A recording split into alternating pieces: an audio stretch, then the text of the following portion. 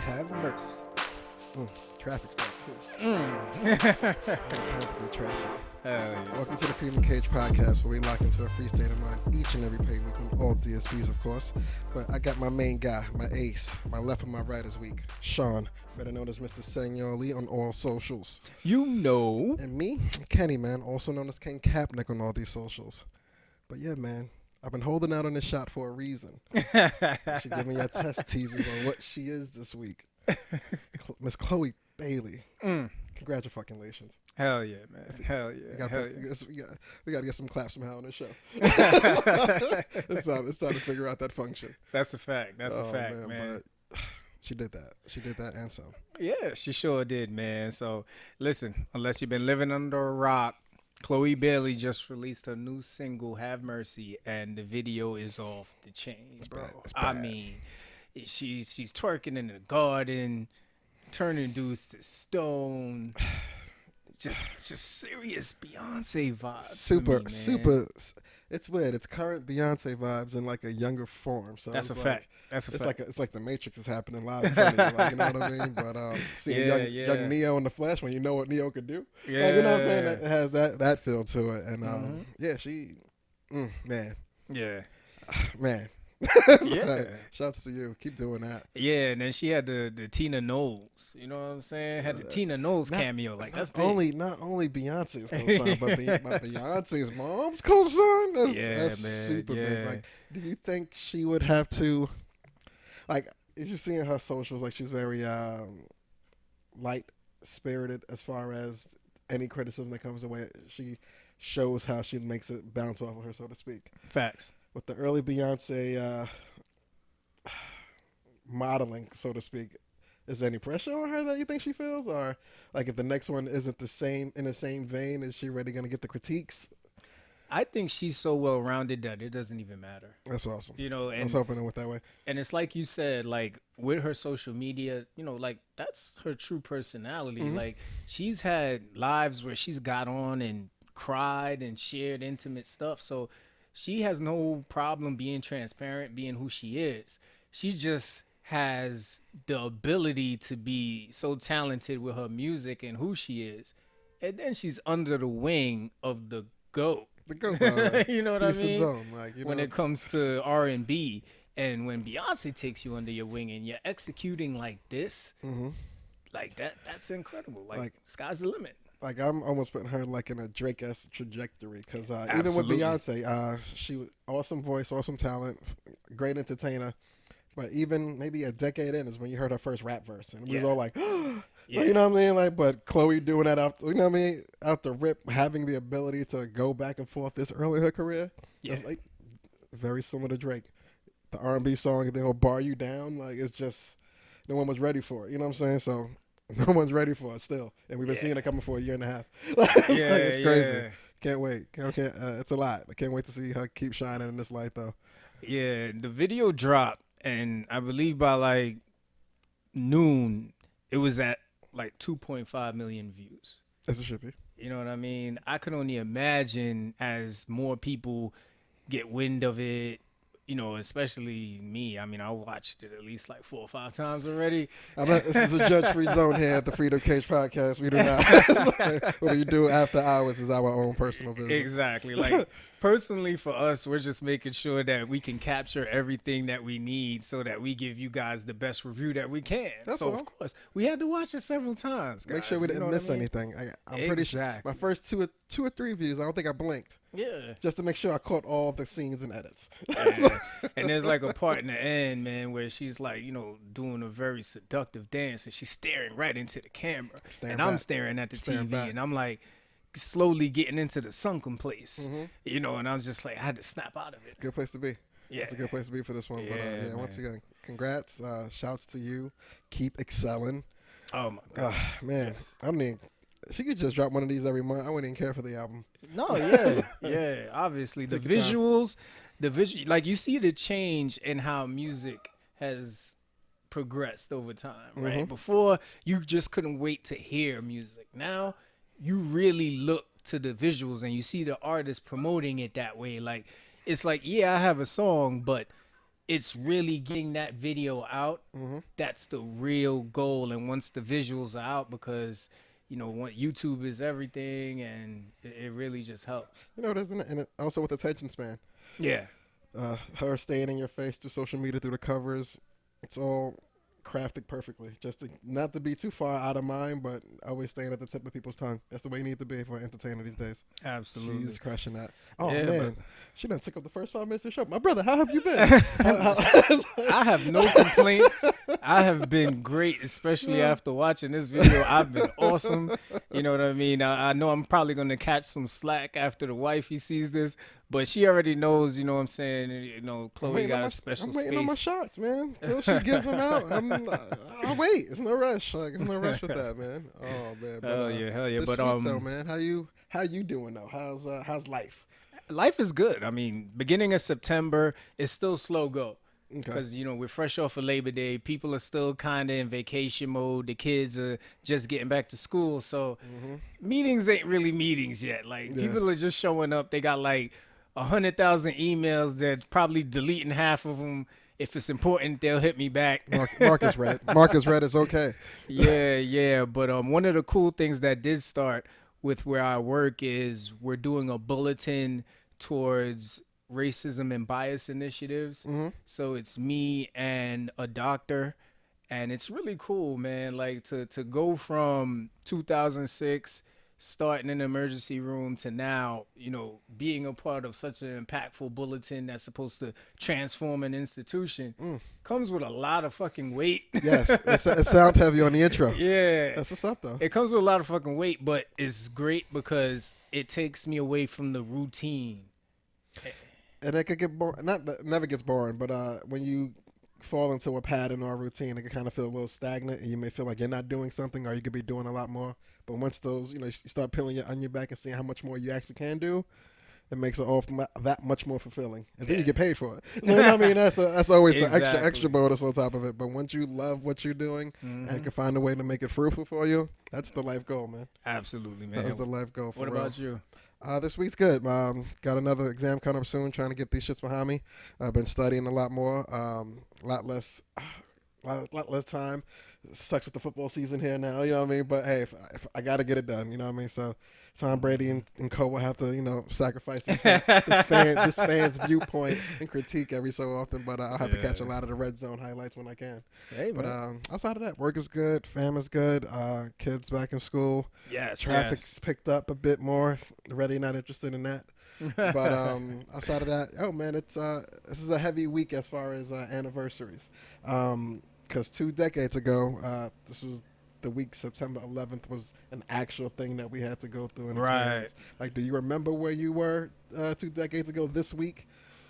2 decades ago this week, I was on my way to my first period class in college. I had speech. It was an 8 a.m. class. I had speech, and I was actually in speech when the first tower was hit. Had no idea what was going on. And usually, God rest his soul, my dad would be up watching the news in the morning, right? So, matter of fact, it was a 9 o'clock class. So already the first tower was hit when I was on the way to class. So on the way, no issues, no nothing on the train, get to class, nobody's saying nothing. I get through my speech class, and when I come down, they're making announcements that, classes are done for the day. There's an emergency in the city. Everyone needs to go home. Yep. So, bro, I go outside, and you can see the smoke. Yeah, feel the city. You know what I mean? In the sky. And everybody's talking about, they blew up the World Trade Center and da-da-da-da.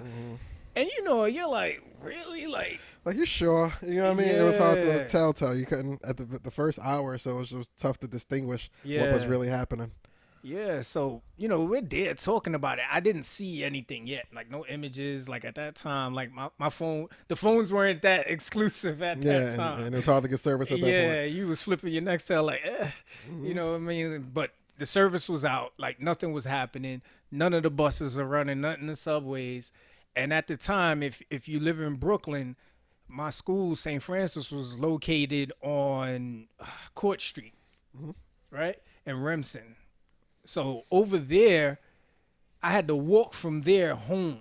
Yikes, that's a troop. You know what I'm saying? I ain't gonna give y'all where I live, but No, that's a troop. let's just say it's a significant walk On foot, to that's a get troop. from that college to my house. And you saw the buses packed to the T. You saw people, there were people walking home from Manhattan. My brother, Tony, had to walk home from 57th Street in the city. It was a scary day because it was just too many unknowns all happening at once.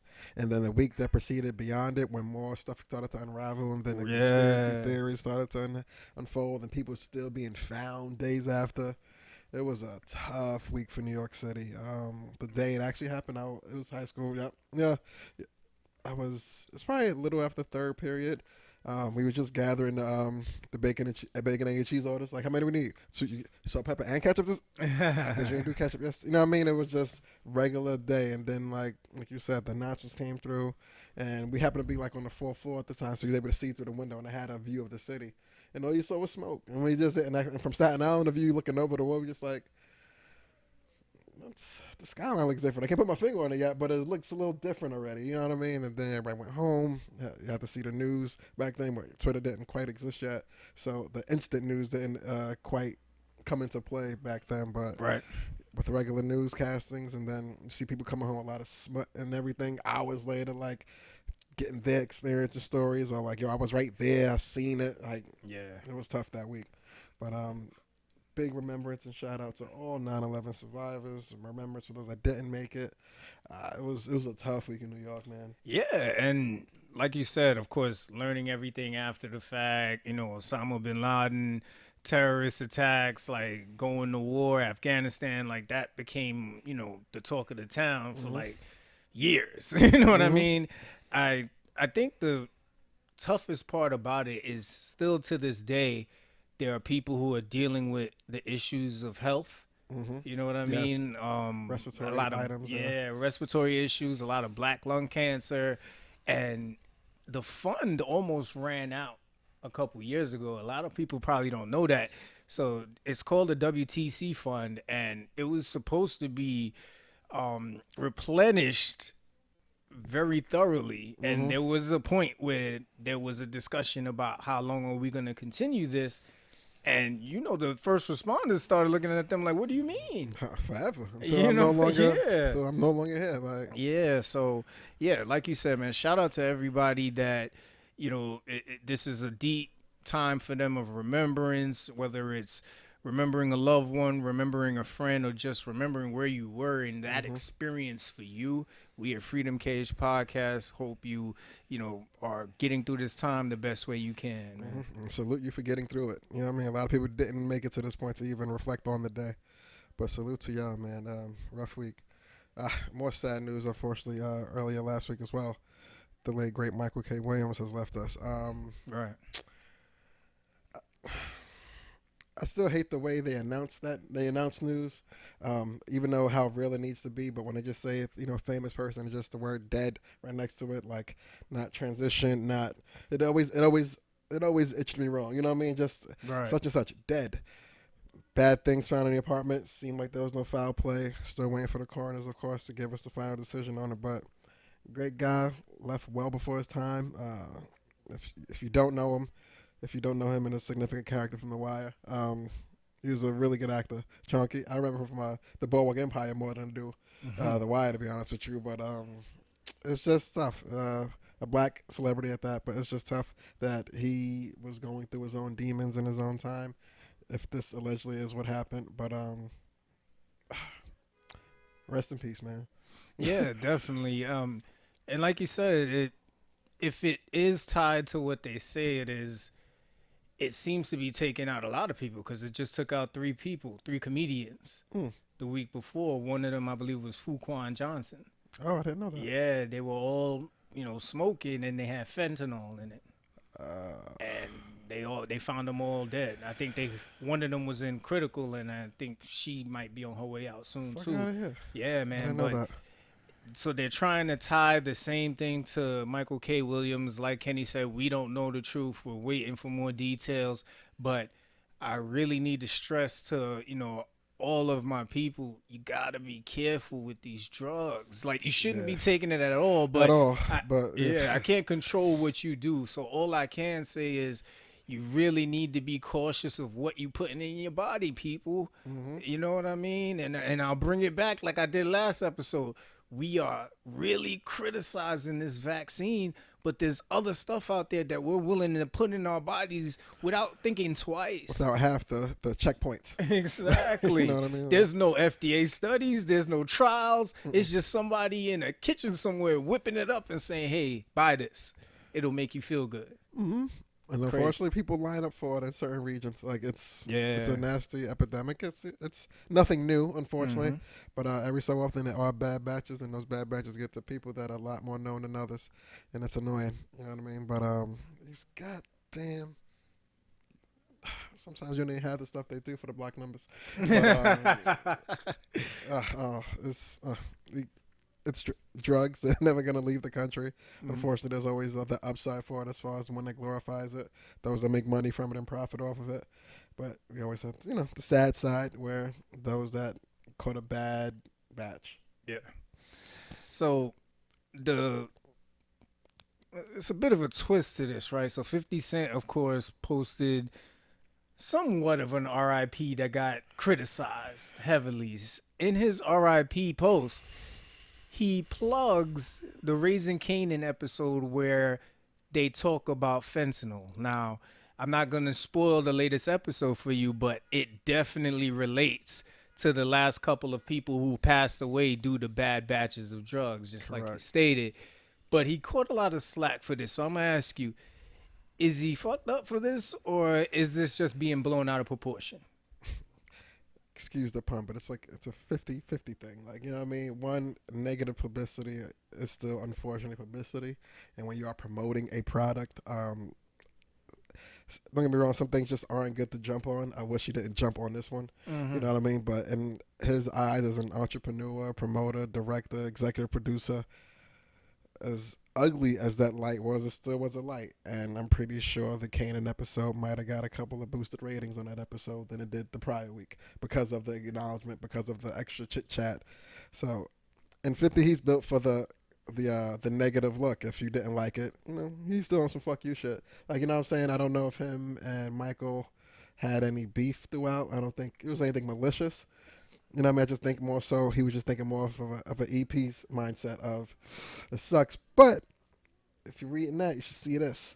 And he took his moment to capitalize on it. And the fact that it's 50, I could understand it in a weird, dark sense because he's really just looking at it for promo purposes. I don't think he didn't. I don't know if he knew him personally or if he did. Not that he cared so much significantly about him as everybody else who didn't even know him or is caring about him.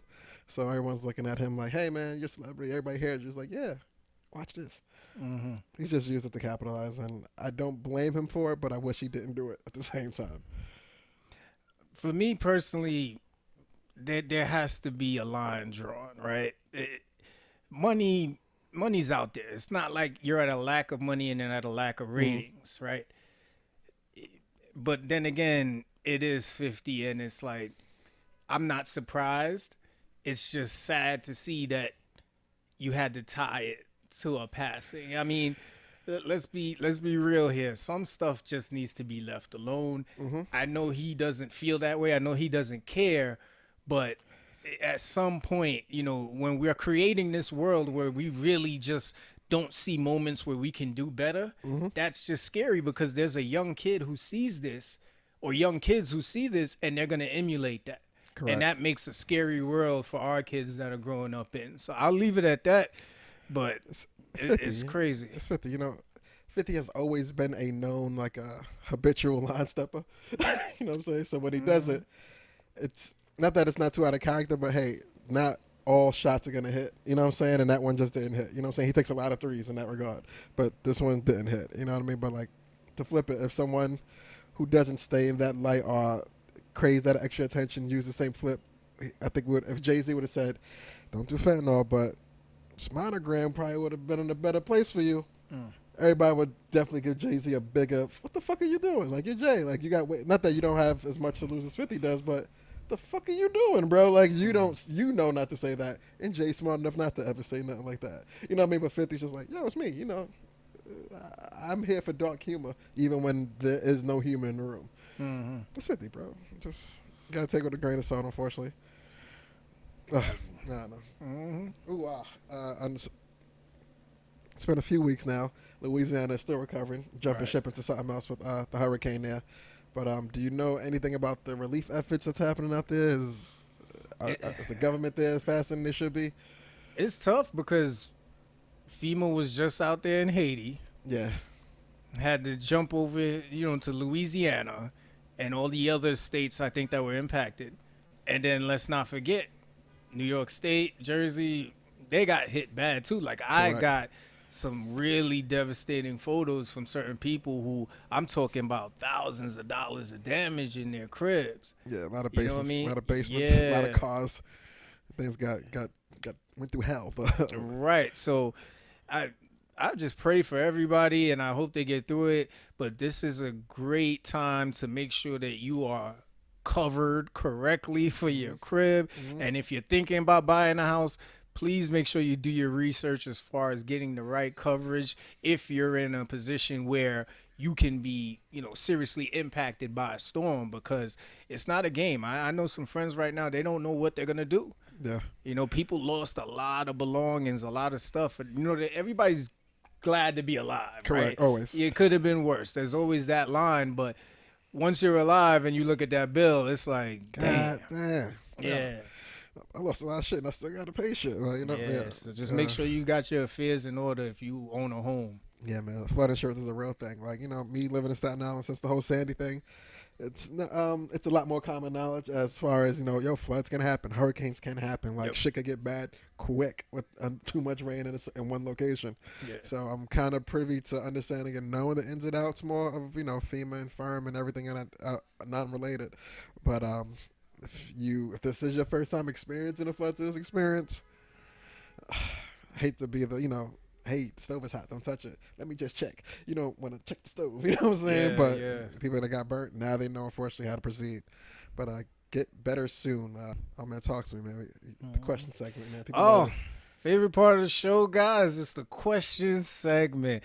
First of all, we want to thank everybody who's been engaging with us, who's been sharing these questions, and we're coming soon, man. We're going to start bringing this to a more live, interactive forum, so stay tuned for that. We hope y'all check in and share your opinions, and please, subscribe and hit us in the comments. Let us know what you're thinking. So first off, ready? Nervous, but always ready. Always ready. Cage Podcast. You got to unlock these thoughts.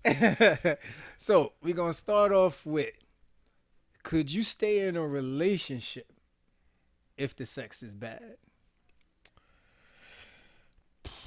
Now, can I ask a quick side question before I go? You can't ask a question to answer a question. A sub thought. Long story short, no.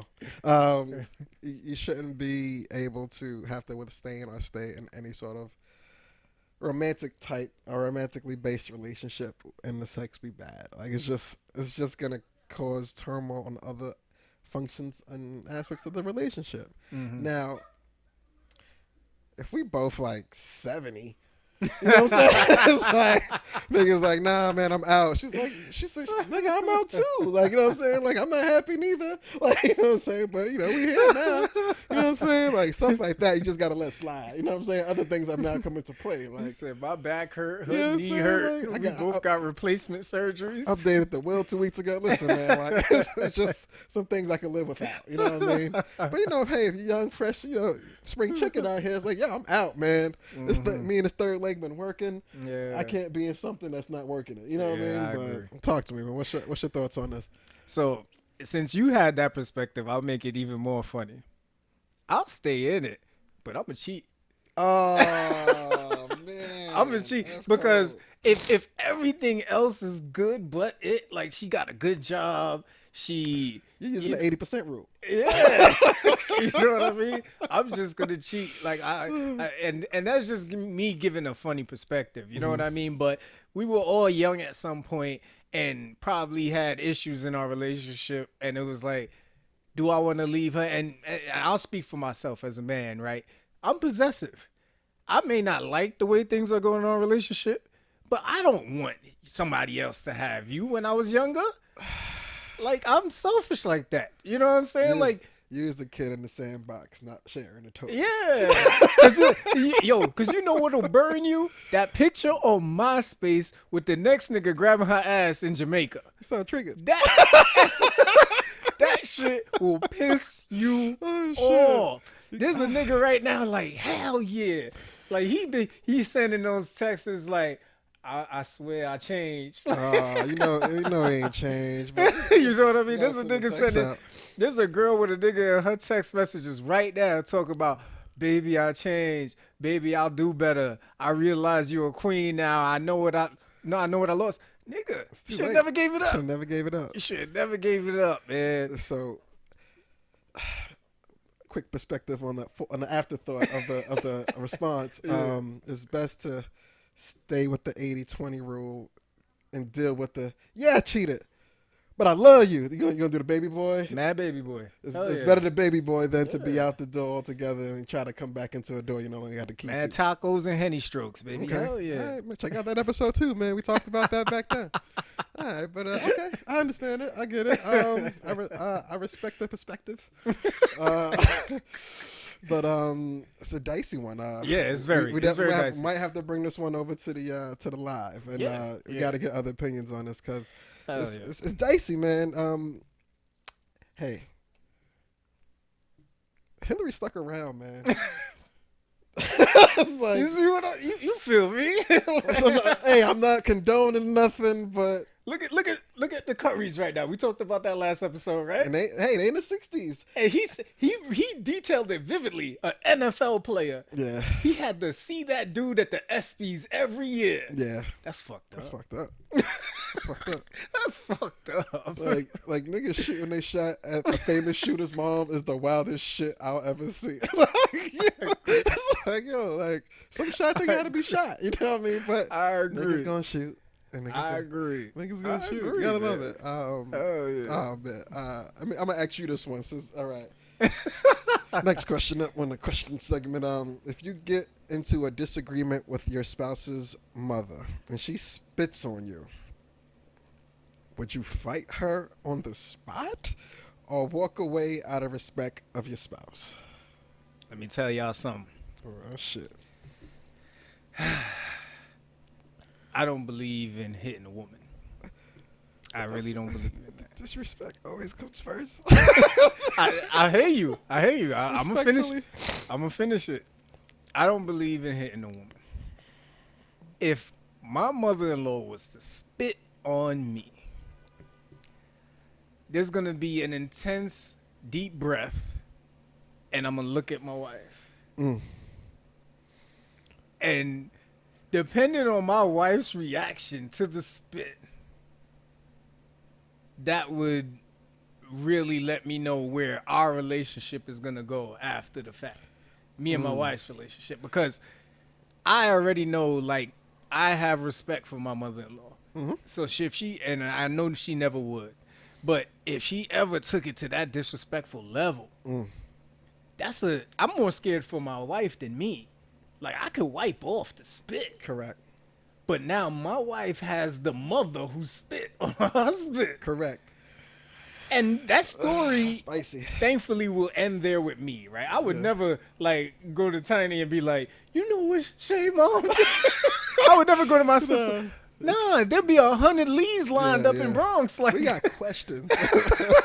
Everybody, but we got a question sign outside. Yeah. You know what I'm saying? Yeah. There'll be flights booked. Like, nah, we got to go see this girl. Like, what's the problem? Like, all right, so upon immediate disrespect, you would look to the spouse for an immediate response. And this is going to say a lot because it could go either way. Because once you took your breath, you said, this ain't my situation. I'm looking at the spouse. And then the spouse goes, I know. She had the moment to take the breath when you took yours, and now she got to take another one because now she's receiving eyes. Like, you know what I'm saying? That's right.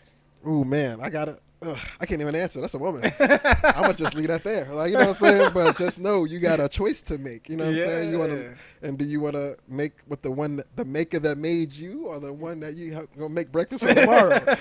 Ooh, man, that's spicy. I'm telling you. So shout outs to Ramel for sending us that question, man. Yeah, that's a good one. That is a good one. And we said we was gonna bring it to the show and talk about it. So yeah, that's what a you good doing, bro? Me, I hate to be the guy that asks the question within the question, but I got the question. Like, is it because, like, now the spit formulate, something had to come prior to the accumulation of spit in the mouth. You know what I mean? And then to project it my way at the same time, like, hey, was I disrespecting your daughter? Like, you saw me do some wild shit? Like, did you just come in drunk and say, I ain't never like you? Or just started But you know what's great about that? That means you have so much respect for your mother-in-law that you need, like, I need more. Like, you know what I'm saying? Like, because I love my mother-in-law to death, and she knows this. But it's for that to happen, like, the amount of respect that I feel that I believe she has for me to go to that level, something wild had to happen. And then I can't even blame her. Like, you know what I'm saying? I'm like, I know why you spit on me. If it's out the blue, I'm walking, hey, y'all, how everybody doing? What the? You know what I'm saying? I need a backstory. You know what I'm saying? But yeah, I would have to go Jay-Z elevator mode, regardless. Regardless of, I have to find a story out. Like, can I get a napkin? Why? Like, you know what I'm saying? That's coming out of my mouth immediately after the napkin wipe. You know what I'm saying? Like, I just hope she ain't spit on my clothes. I had nothing I liked that day on. You know what I mean? I was really hoping I was in an old hoodie. You know what I mean? A hat I didn't care about. You know what I'm saying? And hopefully her aim wasn't as good as it should be. Like, the said location of spit too might, like, if it hit you in your eye or some nasty shit, like, you might, was that yolk? Like, you know what I'm saying? Versus, I had dodged it like a shoe at a press conference. You know what I'm saying? Yeah. Like, if she missed, hey man, no harm, no foul. We can talk about it. Well, it says spits on you. Like, it didn't miss. This got you. Like, full on, like, no shot. Like, no, I feel you. Like, the landing spot means a lot, right? Like, if it grazes my pinky, like, yo, man, that was nasty. What's up? You know what I mean? Versus the, like, right in the eye, man. The pause of the wiping. Blood pressure is building. Yeah, you don't. Yeah. Ugh. And I'm gonna save Ramel's answer for the live because I found it hilarious. Yeah, man. this was a good one. This was funny. So Ramel, get ready, man. We're gonna bring you on live. We want to give him your answer, man. That shit was hilarious. That was a good one. That was funny. Oh man, talk to me.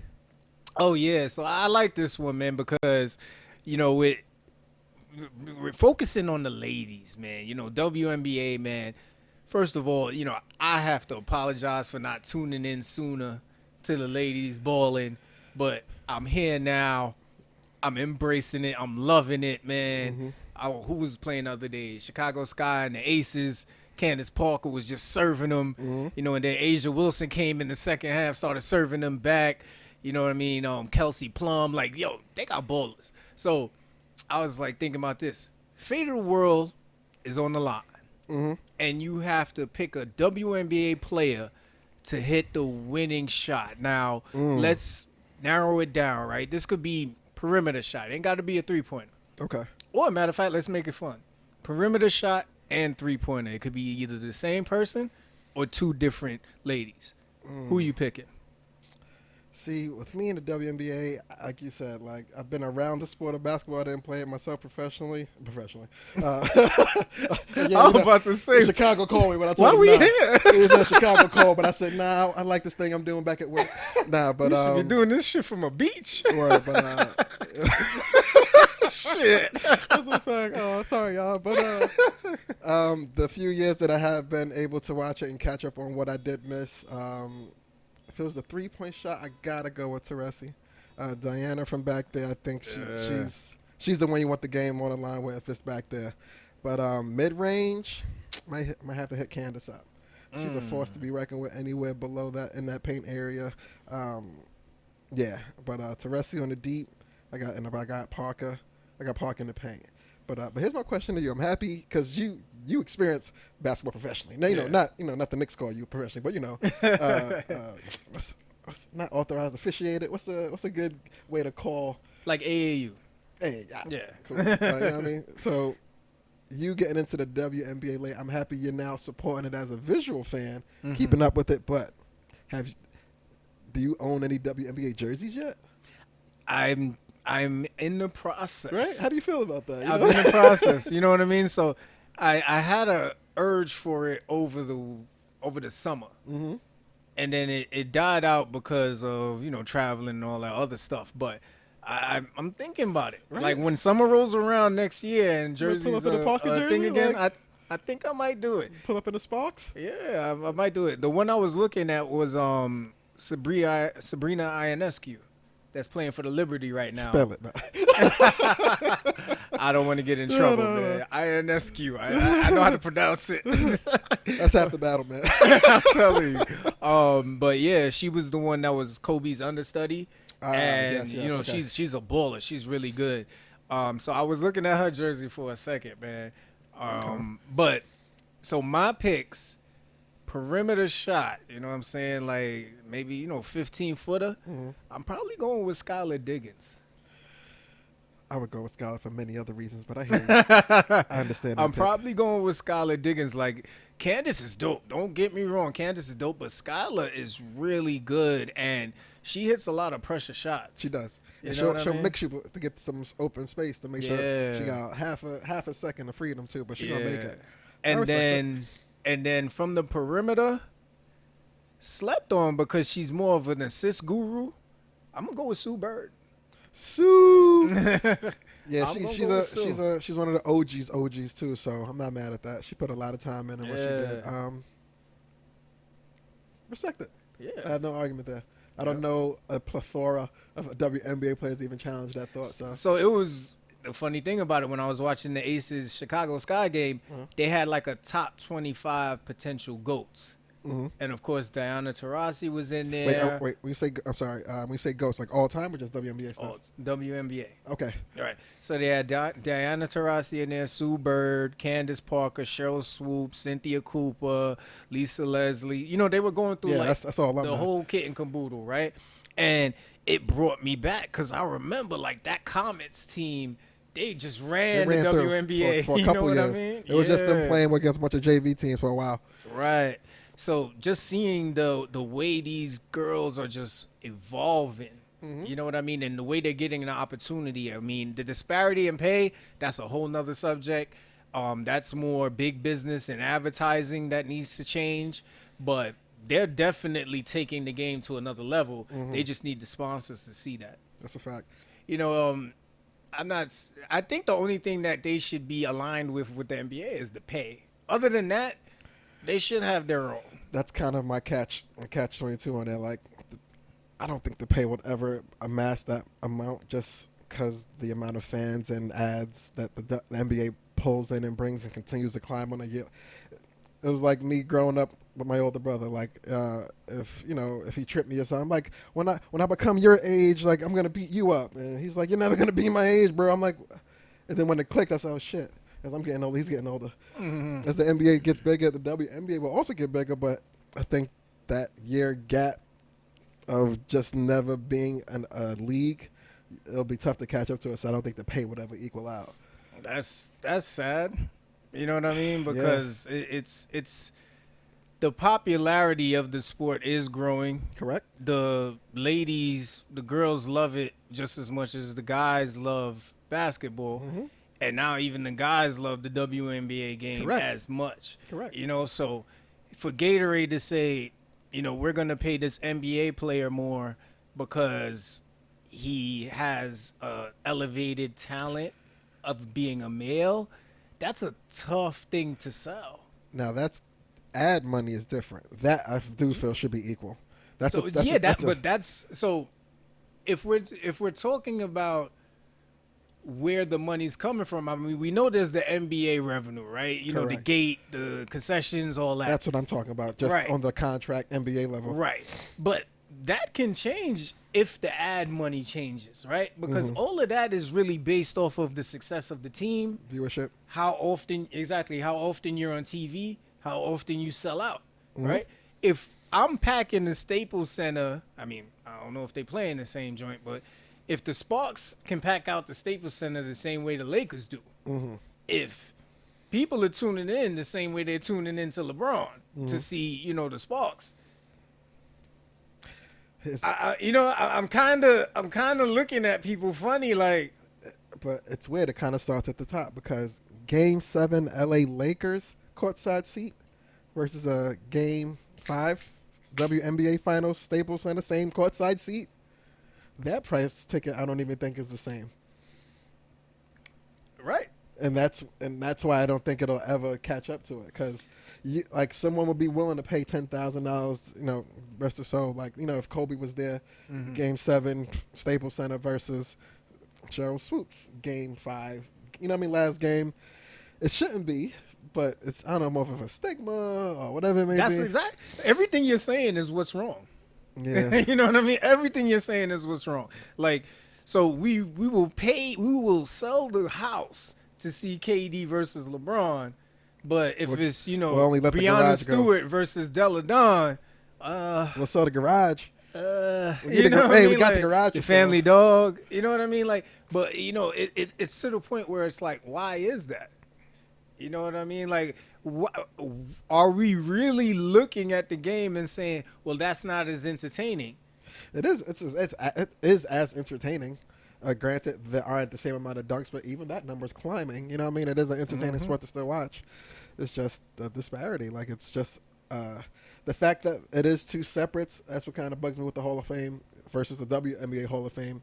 The fact that it is two separates and will continue to be two separates. Yeah. And they'll never commingle in that aspect, so it can never be the same financially.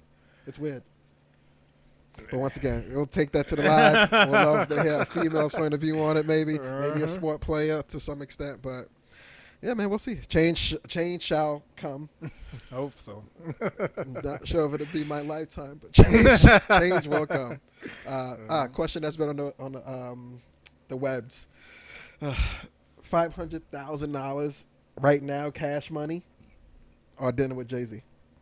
$500K. I know why, but I'm going to ask you why. Because some people don't understand the why. Because I have a plan for $500K. I don't know what my plan is if I meet Jay-Z. Mm-hmm. You know what I mean? Like, other than, hey, how you doing? Like, I have not planned to sit down with someone like Jay-Z. Mm-hmm. I've planned to sit down with Joe Rogan or sit down with, Charlemagne the God, Joe Button, or an activist like, my son, or, someone in a field that I'm interested in, like healthcare. I've planned to sit down with people who are Jay-Z in those fields. I haven't planned to sit down with Jay-Z. I'll play the game for you. $500,000 right now. I'll just sit down with Joe Rogan. Still $500K. Still $500K. He said, but you see the vision. Yeah, you know what I mean? Like, still $500K.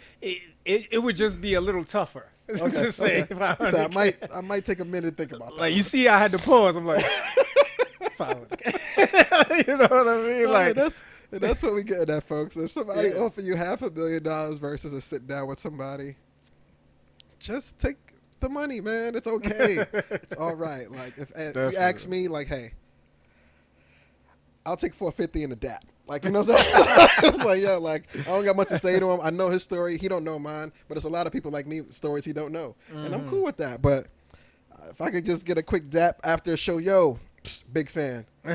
Thanks. That's what. I'm good on that. Like, I'll tell everybody the rest of my life, Jay said thanks to me, bro. And I'll be totally fine with that. With $450,000 in the bank. Totally fine with that outcome. But you got to take the money, bro. You got nothing to talk about with Jay-Z for that That's long. a fact. That's going to turn $500,000 over on an exit. Yeah, like even if there was a price to sit with him, I don't know if I sell a vision to him, if he's really going to embrace it like that. That too. You know what I'm saying? Like, at that level, if I don't know his, like, nephew, you know what I mean? Or I saved Tata's life in the hospital. You know what I mean? Yeah. Without some deep, connection, it literally is, hey, what's up, man? You know what I mean? I'm totally fine with running into Jay-Z at a pizza shop by parents. Yeah. Like, double taking. You know what I'm saying? Quick selfie with the Freedom Cage podcast. Hopefully I got an extra shirt. Can hand it to him. I do. Just leave it in the Bentley, man. Yeah, you ain't even got to wear it, man. Just throw it around your shoulder. Maybe the baby needs a bib or something. Reach for it. Yeah, hell yeah. Give it the blue. Give it the blue, man. Let her work out in it. I'm cool with that. Man. But, yeah, gotta take the money, man. Gotta take the money. Absolutely. More of a serious side question. For those who have had single parents or experienced a single parent, as you get older, the children get older, the grandkids come into play, whose responsibility, if it is anyone's responsibility, is it to ensure that single parent still like maintains happiness in an empty nest kind of situation? I love this question because it shows you what you should have been doing while you were raising the kid. You are always responsible for your own happiness. Mm-hmm. It is no one else's responsibility to make you happy. As a parent, your responsibility to your kid is what it is, to take care of them, feed them, provide for them, make sure that they have the best life possible so that they can succeed. It is then your kid's responsibility to sustain that and care for you when you are no longer to care for yourself. Okay. Anything extra they do is just icing on the cake, but your happiness is controlled by you. Now, I get it. A lot of single parents, I don't want to date. I want to focus on my child and my career.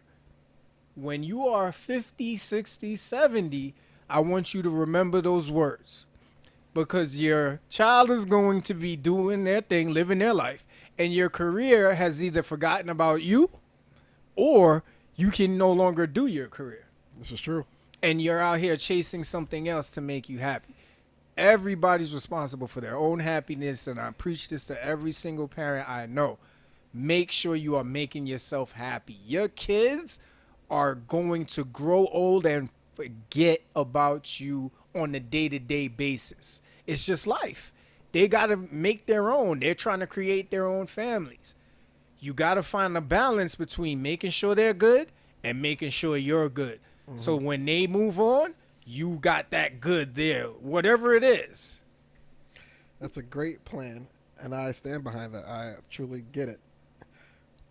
My only worry is it's a cool plan to have if it's something you knew to do. The fact, if time has now passed and you surpassed that moment where you could have made a change, mm-hmm. and they are in that situation, what do you do?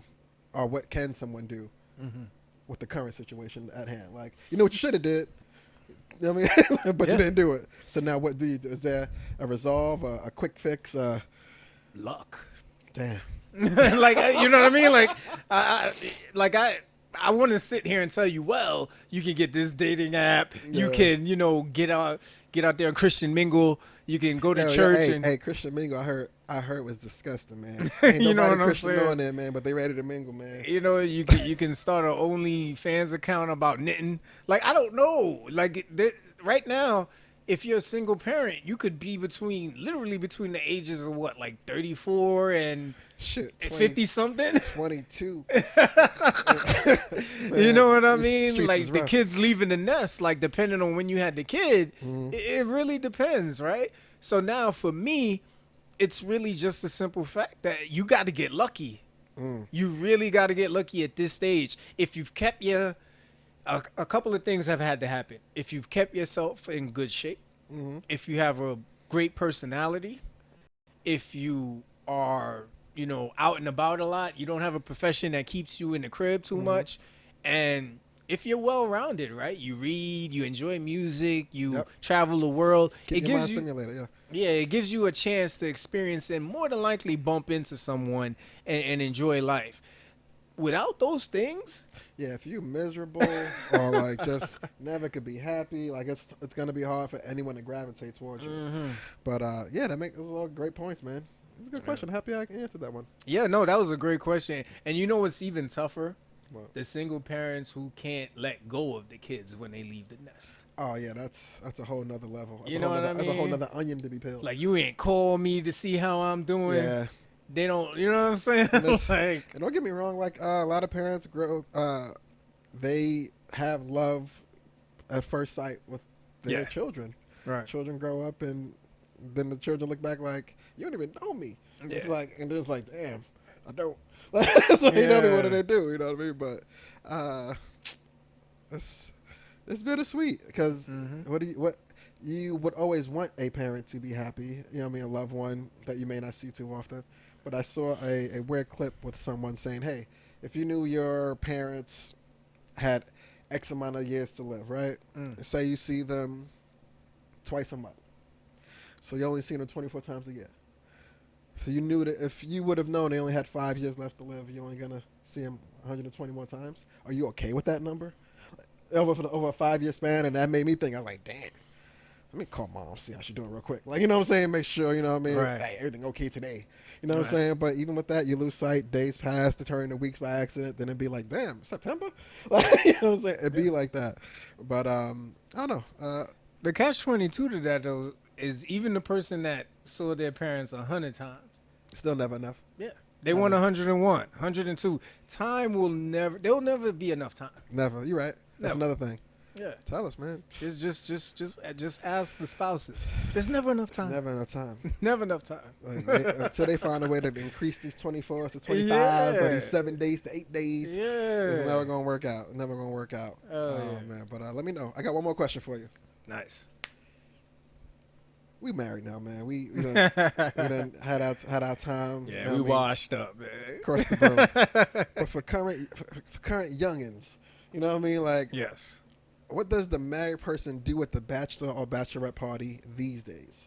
You know what I'm saying? Like, is it a free pass day for you? Like, is it business as usual, like you're at the strip club, or is it like a Kevin Hart, bitch, don't touch me vibe now? Like, you know what I'm saying? Like, where are you? I don't want to ask, but where are you? If the young guy at work go, hey man, you want to come to the bachelor party this weekend? Like, you know, we're cool from work. There might be an age gap because, you know, we all got married young. But, you know, if he's young and, hey, want to come? What do you reply? What do you tell him? Right. So I tell him, I mean, first of all, you should always enjoy yourself responsibly. Oh, shit. But you should always enjoy yourself. You know what I mean? You should always enjoy yourself. The married man at the bachelor party is the most sought after man. I don't know what it is. You can even take off your ring and they can smell it on you because you don't have the same reaction to women anymore. Nah. Like, you can observe them and enjoy them from a distance, have a great conversation, and not bring up anything about sex. Whole fact. The minute you do that, they're like, he's married. You know what I mean? That boy looking at kid photos. Yeah, you know what I'm saying? Like, they can smell it on you. They see you walking around, you making sure everybody got a drink. You saying, damn, baby, you are so beautiful. Keep doing your thing. And they're like, oh, nah, we got to corner that nigga. Like, look at him happy for no reason. yeah. You know, they see you happy that everybody else is having a good time. What you can do, what I recommend, enjoy yourself responsibly, right? Correct. Because no matter what you do, you're at the bachelor party and your fiance or spouse, you know, wife, thinks you're doing the worst shit in the world. Probably. You know what I mean? She already thinks you are doing the worst shit in the world. So the least you can do, get you a little dance, have you a drink or two, 3, 4, you know, like I said, responsibly, right? Responsibly, people. Yeah, you know what I mean? Get your tips in and take your ass home. Straight home. You know what I mean? That's it. Just make sure, unless it's a guy's away trip, just make sure you get your ass home. No matter what, and before dawn. Yeah. don't let the sun beat you. Do not let the sun beat you to the crib. It's nothing, because that's a wild it's a bad backdrop for the way this conversation's going. Yeah. You'll never get to go out cleanly again. Nah, you don't want that smoke. You don't want that smoke. Yep. What about you, man? Oh, me, best right? Oh man, it might be all 3 of those scenarios for me throughout the evening. Like, I might first get the bitch, don't touch me, I'm married. Crazy, I got kids. Like, you know what I'm saying? Like, and then you have a drink or two, you might throw $1. You know what I'm saying? Like, you know what I'm saying? 3 more drinks, it's like, yo, where the ATM at? what's the service fee? Shit. Like, you know what I'm saying? Like, as the night goes, and then you start winding down, you start drinking more water now, you start coming back to, you start counting your money. Like, nah, this go back in the pocket. You start piling bodies in the car. Yeah, you know what I'm saying? So you niggas are nuts. It's like, I'm going home. You know what I mean? It was that fifth shot. I told you not to take that fifth shot. I gave you the water option. Yep. You know what I mean? But yeah, you might get all 3 levels of that person at the bachelor party. You know, it comes up. It's a climax of woo. Then you look at, as soon as you go woo, you look at the watch at the same time. You go, you know what? Put my hand down. Yeah. Start folding these ones up. Get the fuck out of here with my tie on, preferably. You know what I'm saying? Because my bachelor party was wild. I woke up in my mother's bed with no wife beater. Yeah, I woke up in the car, man. It was stupid. Like, I woke up in the car. I'm like, what happened? I'm wiping sweat now just thinking about it. Like, and I was in the backseat, people. Don't think nothing crazy. I woke up in the backseat. Don't ask me why I left the comfort of where we was at to go in the car and feel safer to sleep in the it was a scary morning because, like, me personally, you know, the groom to be like couldn't be found. Yo, and then yes, I need to tell this story from my perspective. You are absolutely right. So let me tell you something, people. We had an awesome night. You know what I mean? It was super impromptu. I had to make this dude think that we was doing something else, and then we finally went to what we did. But I woke up the next morning, remember, in the car, right? I make my way up to where we were, and, you know, my nephew, his brother, opens the door. And he's like, where's Kenny? I'm like, he's not with you? Now, literally, this is after the hangover came out, right? Yeah. So now we're fucking scared. We're like, hold up. We're calling his phone. It's not picking up. We're calling his mother. We're calling, you know, his then fiance. Nobody's answering the phone. Me and Ramel start looking at each other like, all right, this is what we gonna do. We started strategizing, man, stupid shit. And then thankfully, I think Jen called and was like, we ain't going. You can choose if you want to tell us the story. But the fiance wasn't the happiest at the moment. She received a call from her future mother-in-law at the time that her son was in her bed without a wife beater. And it was just a lot of weird questions, a lot of whys, a lot of concerns, you know what I mean? But thankfully, everything, you know, panned out. Shouts out to Jalen. She was young back then, but she took care of me the next day. She LSU now. Like, it's crazy how shit goes out. But, yeah, man, hell of a night. But, man. Yeah. Shit, about to say, you got to do that again. But, we can leave a couple parts out. Yeah, leave them parts out, man. But tell me what's going on in the biz section, man. Oh, man. So in politics and business, man, for New York State, I hate to break it to y'all, man. I know last year you got the enhanced checks. You had all the supplement programs. You got the cards that supplemented the food that the kids got to get at school. Everything. It was a lot of money. It was an influx, man. And it seems like, I think Best Buy stock went through the roof. Amazon through the roof. Because people were shopping. Still. But we told y'all this year, stack your bread. Because at some point, a lot of this free money is going to stop.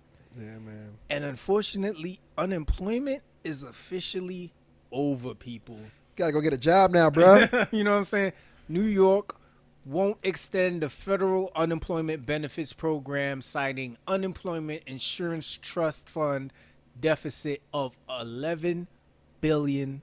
I just want to know, like, if my checking account dipped like more than $10 below the account, TD would charge me $35,000. $11 billion on the swipe. Yo, like, who we owe? Like, we owe ourselves. Like, you know what I mean? It's literally like if your credit card company told you you can spend as much as you want, you just gotta pay us back. Yeah. You know what I mean? So, and then just imagine that one time you go to swipe, decline. You call your credit card company, they're like, "Oh yeah, you racked up about $20,500 in charges." You like, when? Can I get to 26? That's gonna be the next question. Say, I know I'm down bad, but one more lick, man.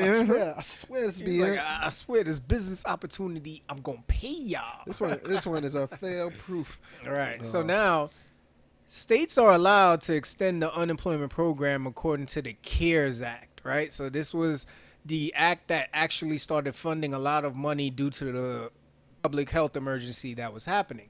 However, that will not happen in New York State because of the insurance trust fund deficit. Damn. So Kathy Hochul went on TV and pretty much talked about it. It's just, it can't happen right now. And then especially with all the efforts to try and take care of the people who really were impacted by Hurricane Ida. Correct. So those funds now have to go towards that. So they're looking at unemployment like, nah. And listen, So there are jobs. Yeah, everywhere I go, they understaffed. Yeah. Everywhere I go. There are jobs. It's just people are either scared because of the variants or they got so used to working from home, they don't want to go to work in Starbucks or go in Foot Locker. The jobs that are out there are jobs that people don't want to do. It's a lot of environmental services, Correct. food services. People Retail, people don't want to do it, but there are jobs. Yeah, You know there's what I jobs mean? out there. Like, Yeah. it's wild because I fear one or two things. One, hey, they did listen to the show and really stack their bread. Yeah. You know what I'm saying? For those that stack their bread, they're like, nah, I'm going to wait. But how much did you stack, though? How big was your rainy day fund? That's true, You know what I'm though. saying? So once that starts to get to the last couple of, zeros on the joint, then everything is going to start to open back up where they got full staff. And I was like, hey, we can't hire any more people at the time. But depending on how they stacked it, it was a good 18 months of stacking, though. Yo. So if you stack correctly, you know how squirrels, they do the harvest with the winter and the nuts on the side, you know what I mean? Yeah, man. They get through the whole winter. Yeah. So if you can get through this one more winter, hey, go get work in spring, man. Yeah, if you stacked good and you made some good investments, probably cleared up your debt. You looking around like I could find a job on a computer. If I got 4 months to find a computer job, I can do it. seriously. Go do it. And the thing with that now with the vaccine mandates, even some of the remote jobs are opening up because even if you're remote, you still gotta be vaccinated. So, Whoa. Yeah. Yeah, that sound like it's gonna roll us right into this Pandelina space thing. But how the fuck are you gonna get me to get vaccinated and not leave my house? So, because the state has mandated that as long as you are within a certain category of work, you need to be vaccinated because there is the potential of redeployment where Okay, you may at any have to point. come in. Okay, so they're just more trying to get ahead already of the. Well, I'm not vaccinated yet, so we can't come in on Monday. You know what I mean? That's so, it. nah, we spoke. That's Like you should have this done by now. That's it. Okay, I get it. All right. I'll be over here in the panel. Anything pressing? Anything major? You know of offhand?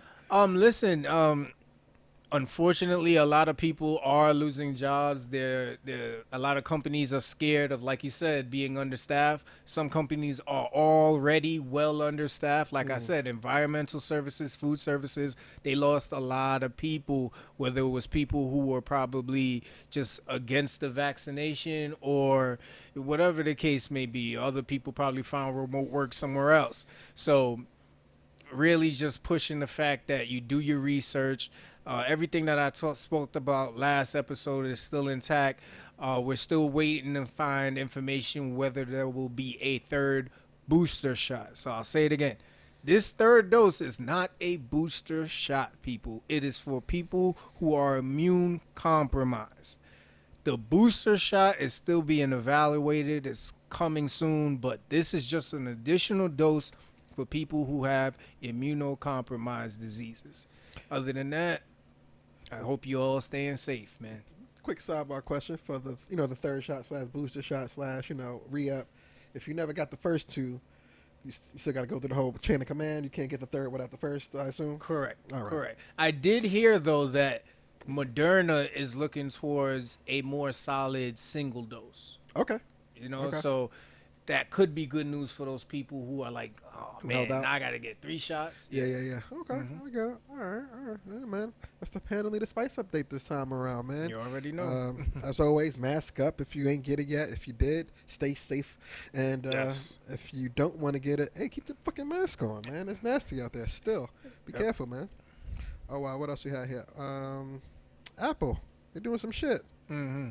They are announcing that they are going to start allowing digital licenses and IDs. That is correct. That's scary, man. Arizona, Connecticut, Georgia, Kentucky, Iowa, Maryland, Oklahoma, and Utah among the states willing to do so. Yeah. That's all they've said so far. Like you said, right? This is digital.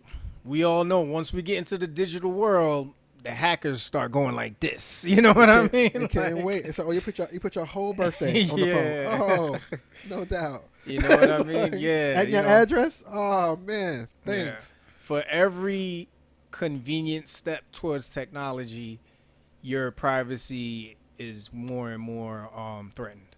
Yeah. When you get those sidebar, when you get those little websites, little cookies thing pops. Hey, you mind if we track your cookies with this website? Do you accept it? Have No. you accepted it? You I don't accept that Xing out, shit. right? Yeah. Me too. I Yeah. thought it was just me. Like, you know what I'm saying? Yeah. It's like, no, I don't want your cookies in my goddamn. Yeah, man. I don't don't know want those- you leaving no footprints through my. Mm-mm. I Negative. seen that commercial where that one guy was walking and he saw something, then more people started following him, and then some more people started following him. I ain't like that shit. Oh yeah, man. Oh, yeah. no to the cookies. I don't deal with the cookies. Unless they in the man. pantry. But no to the cookies. No to the cookies. Oh, man. Chips Ahoy Chewy. You know the vibes. Amazon is still finding more ways to get your money. Yes. Fire Man. TV itself looks to be branding out and creating their own line of TVs now. Yeah, this comes from a source from SoFi. I use them as a broker for trading stocks, so they always give you great. Huh? Plug. I know, right? Send the ad money. No. So they have 2 branded TVs that they announced. It's the Omni series and the 4 series. Both of them come at different prices. I'm not gonna say it because they could change. But the cool thing is they're gonna come with Alexa voice control embedded in the TV.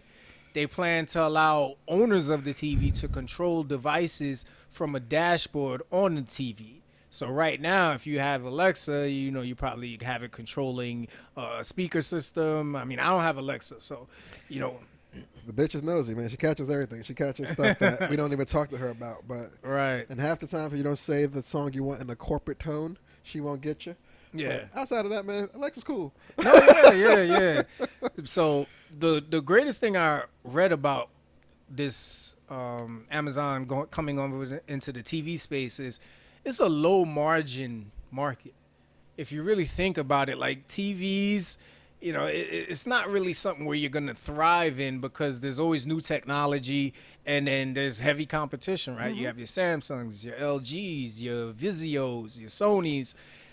The key thing here, though, is Amazon's business tactic is to take the profit areas and let that supplement their losses and expenses when they go for low margins like this. But then to take that high-tech technology, embed it in that low-margin market so that they can eventually have a monopoly on it. Oh, cutthroat. Oh, corporate cutthroat. I see what they did Exactly. there. Oh, it's Amazon. They don't care. Yeah, because it's looking for UPS, FedEx money. Because what a lot of people don't know is Amazon really tried to make a heavy play into the pharmaceutical market a long time ago. They're still trying. Was that do delivery or production? Actually being a farm like Walgreens, Rite Aid, Ah. yeah, they are really still trying to make a serious push into the pharmaceutical market. They kind of derailed it with trying to use the drones to help deliver the pharmaceuticals to, say, elderly patients so they didn't have to leave the house. I think they're still going through issues with getting a lot of clearances with FAA and the government, but they were making a serious play, I believe, 4 or 5 years ago to partner with an insurance company to solely have their users, I'm trying to look for the right word here, it's a damn shame, to have their subscribers solely get their pharmaceuticals from Amazon. Okay. So say you have Emblem, Mm-hmm. you would solely get your pharmaceuticals from Amazon, Trying to lock the market up, right? man. You can't go to Rite Aid. You can no, and you do have payers who do that. They'll align with like CVS. I think Empire Blue Cross Blue Shield did it a couple years ago. They linked up with CVS and said, we will make sure that exclusively our subscribers come to you if you can give us a reasonable rate on pharmaceutical goods. That's how you corner the market, man. Yeah, man. Whoever want to buy the most bulk gonna get the best price. I'm telling you, it's You know crazy. the vibes. You know the vibes, man. Yep. Oh, quick random note. When we were younger, the show Blue's Clues would come on every so often. Not too often. I think we just missed it as an adolescent as far as getting into it. But the original host, Steve Burns, he popped up on my feed like a week ago, and I'm looking at his face. I'm like, wait a minute. That's the first dude. Like I remember they changed characters or main characters at some point, but it was the original dude talking. He was just like, "Hey guys, remember me? You know, I went to college, got older, da da da da da," and I was just super scared watching. I was just like, "Hope he ain't got cancer, some shit." Like you know what I'm saying? But long story short, he's just out there still motivating. I'm pretty sure he's plugging because he's gonna probably do something in the future. I don't know if they're gonna have all three hosts on Blue's Clues. They're gonna find a way to market it a better way. But just to see him and just talking regularly like he always talked, it was like a little like a tear jerk moment. I was just like, wow, look at young niggas getting old. You know what I'm saying? And I ain't gonna lie, I hate to put it out there, but most of the actors that spoke to an imaginary person or a lot of kid themed things went on to do bad shit. Like I'm not, the Pee Wee Herman type shit. Like there's always some wild story to them when they get older. That's why I was bracing myself when I was seeing it. Yeah. I was just like, I hope he ain't got a Bill Cosby story right now, man. I can't take it. Damn, bro, that's I can't that's a take bit it. out the. Hey, Damn. you know what I'm saying? Like you know what I mean? But I was just happy. Like it was just a more of a catch up versus guess what moment. You know what I'm saying? So Yeah. happy to see. Happy he's still alive. Hope he has no wild medical issues. And hey, if he's doing something in the future, go do it, man. We appreciate it. Definitely. But on to some music, man. Yeah. I got to digest Donda as well as Certified Lover Boy. Mm-hmm. I can't tell you one is better than the other, of course. Two totally separate musics. As far as bars, Drake wins. Yes. He's a better rapper, unfortunately, than Kanye West is. As far as artistry, putting something together, Donda's a better album. Mm-hmm. It flows a bit better for some reason. Like you catch yourself singing more of those choruses than I caught myself singing Certified Lover Boy choruses. Yeah. And I'm not gonna lie, the first time I heard Donda, got to like track 3 or 4. I was a little pissed. I was like, oh shit, I clicked on the clean version. I want my fucking curses. Like, you know what I'm saying? So I went to Tidal. I ain't see it. Went to Spotify. I ain't see it. I'm like, Apple. I'm like, wasn't there E on this shit like the other day? Like, you know what I'm saying? But nah, he really just made a clean only version. If he was smart, he would sell the explicit one on the Yeezy Supply site for like $10, $15. I'll buy that one. Like, you know what I'm saying? Like, that's what he should start doing. But what was your initial thoughts on both albums, and what's your current thought now that you had a moment to digest it? Initial thoughts, I thought Certified Lover Boy like ran laps around Donda. Donda for me, and I got to give credit to Ramel on this because he posted it. It's an experience. Correct. You know what I mean? It's a musical experience because you have to really give yourself time to understand what Kanye has put together. It's an experience. You got to give it time. You got, like you said, you got to digest it. Drake, you don't need time. Nah. He instantly takes you where he wants to take you, gives you those gems, makes you go back and be like, oh shit, wow. You know what I mean? Yeah. Some tracks he didn't waste a bar on. Yeah, he really didn't. And then he has fun with the music the same way Kanye does, but he has fun in a way that it's just like you wouldn't believe, like you mentioned this earlier, this was the same guy that was battling Pusha. Now he has I'm too sexy You know what chorus, I mean? like, and he's singing it, and people love it. Like, and I don't know any other rapper in history that could have had a high content like beef on wax, and then years later come out with an I'm Too Sexy track. Like, I don't know anyone else that could have did it. Snoop. You mean West Coast, East Coast beef? Snoop, but coming from that lifestyle. Right. Yeah. You know what I mean? Yeah, like, yeah, gin and juice, doggy Yeah. style. Yeah, okay. Okay. You know what I mean? Like he's had some videos where Snoop, Yeah, you know what I mean? Like he's like, Just look rode at the him, line. just being on TV now with Martha Stewart. Like, yeah, granted, it took him a while to feel comfortable enough to do that. Beat a murder rap. I don't think it's more gangster. You know what I mean? He So beat a murder rap and not yeah, something with Martha. just looking at history, Snoop is the only guy I could think of that did that. Okay. Yeah, his longevity, his Hall of Fame speech is gonna be like a good hour. Yeah. You know what I mean? Whenever his time comes. But all right, yeah, Snoop is fully capable of having an "I'm Too Sexy" track and murder you on the next time. Yeah. Okay. Hell yeah, man. Snoop. But yeah, so that was my initial reaction, right? But now, you know, I'm listening to the tracks more. I love the joint with I think it's Jesus Lord with Jay Electronica. Yes. The bars from Jay Electronica on that shit. You always got to pull up the thesaurus with him, but it's Dude. good to hear. You want to talk about, like, I know it's going to be tough for most people to follow unless you, like, really, really, like you said, you got the thesaurus and you're a real rap enthusiast. Mm-hmm. But you want to talk about strategically tearing a beat apart and sending a message. Listen to that track. Is it Jesus Lord? I want to say it is. Like, I hate the fact that these new guys aren't putting the fucking features on this shit. Yeah. Ever since that Travis Scott album, man. It's like, Yeah. ever since then, people just like, don't put them on. I'm like, nah, we need that, bro. We need that F/ on tracks. Yeah, like if you don't know their voice, you gotta hope they say their name in the track. You know what I mean? And I don't know your real name. Like, you in composers and credits. Like, thank God I know who Shawn Carter is because he said who he was. I don't even know if Travis Scott is Travis Scott's real name. Yeah. Is it? I don't know. See?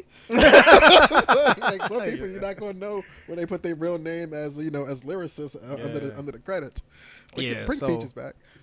No, yeah. So that's what I mean by it's an experience, right? You have to keep listening to it. You have to keep, you know, you just be in the music with him and go through the experience and what he's talking about. He's literally every album taking you through where he's at in life and his phases. Drake has been Drake for a long time. You know he's going to talk his shit. He's going to address beefs. He's going to, you know what I mean? But give you the quotes for IG. Right. But the one thing that Kanye always does is he takes you through life. He evolved. Every album he had is nothing like the last one. Yeah. He takes you through life. He takes you through current issues, and he gives it to you in a rap bar metaphoric way, and it's his. That's why, you know, I agree with the fact it's an experience. And right now, for me, they are neck and neck. Yes. Yep. It's funny, like you can compare artistry towards bars or impact, you know what I mean? And it's a good clash. I don't know who wins it, I know who loses it. Like if they ever had a Verzuz one day, I don't know who will come out victorious. I'm here for it. You know what I mean? I don't know who will come out victorious. But they're gonna have to have that in space. They're gonna have to. That Verzuz cannot happen until Bezos and homeboy from Virgin Galactic figure out what they're gonna do up there, so we can see the first Verzuz from space. I got a feeling Swiss is on it right now. Like, he got a. Speaking of Swiss, Fat Joe Ja Rule. When is that? Did it pass? Oh, the 14th. Shit. It's the 14th. We are so before that day. Technically, with this episode dropping, it happened yesterday. How do you feel about it? 50 scarred me for life with Ja. Like,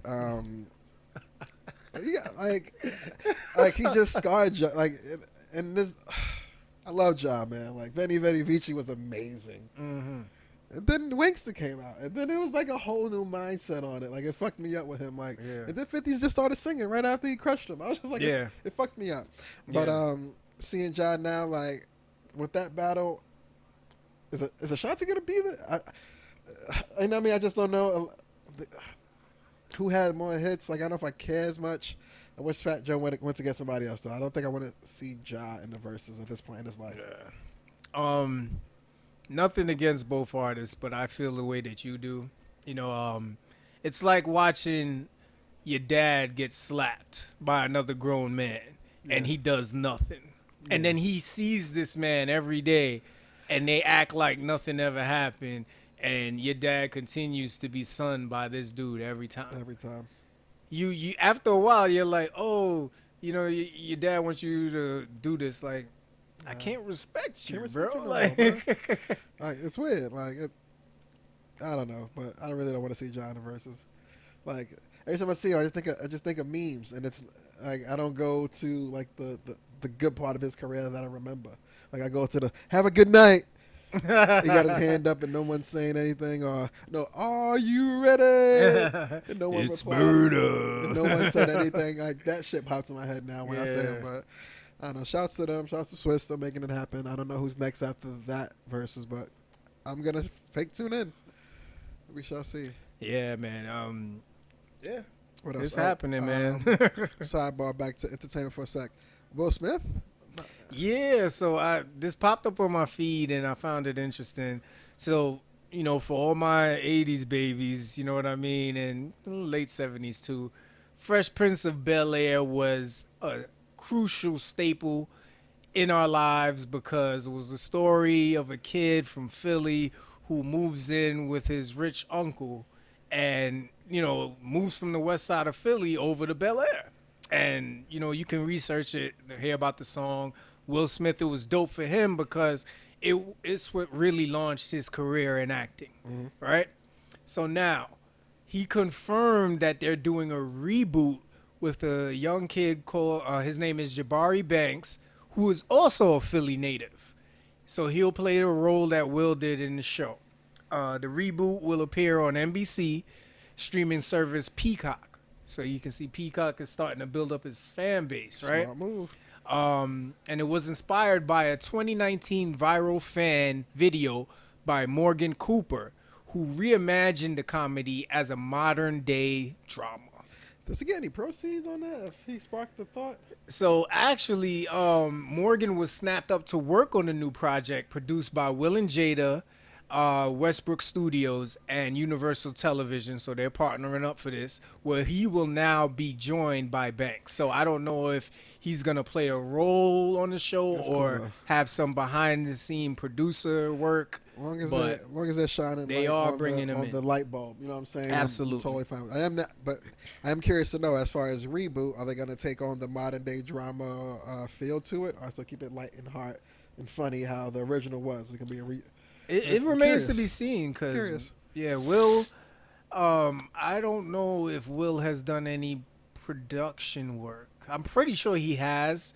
And I'm not talking about films that he starred in, but someone else was the feature and he had producer credits behind it. But Will and Jada are so creative.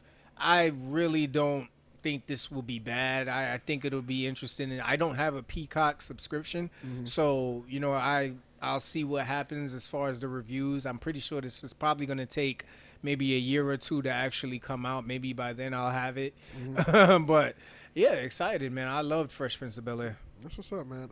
Just a quick question. Fresh Prince or Martin? Martin. Yeah, that's how it goes. That's hard, man. I love Will, but it's just, Martin's funny. I was perusing Hulu, unfortunately. I know I'm late to the party, but I just finished Queen of the South, the last season. I know, Don't feel bad. I know. I got up to a certain part and then I stopped. You didn't finish it? Nah. So I can't even talk about the end? Nah. The spoilers gotta have like expiration dates on them, you know what I mean?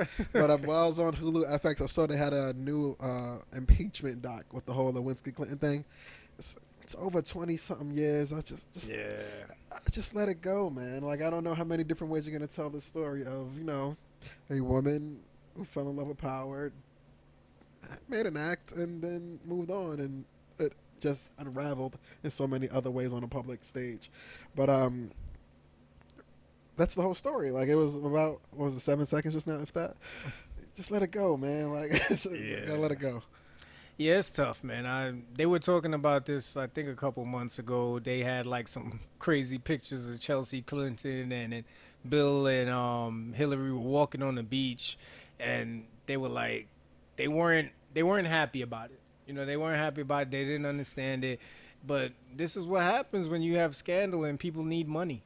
Yeah. You know what I'm saying? Like, And unfortunately, with regardless of the amount of time that has passed, a scandal is still classified as a scandal, and the word scandal sells itself. So exactly. it is what it is. Yep. Big shout out and appreciation to Nia DaCosta. She has made history by becoming the first black woman to have a film open at #1 on the North American box office chart. Have you seen Candyman yourself, the new one? No. Neither have I. I'm not. Is it in physical movies? Yeah. Not on. I don't know the hubs, the subscriptions yet. No. Can't pay nobody extra to see it. Nope.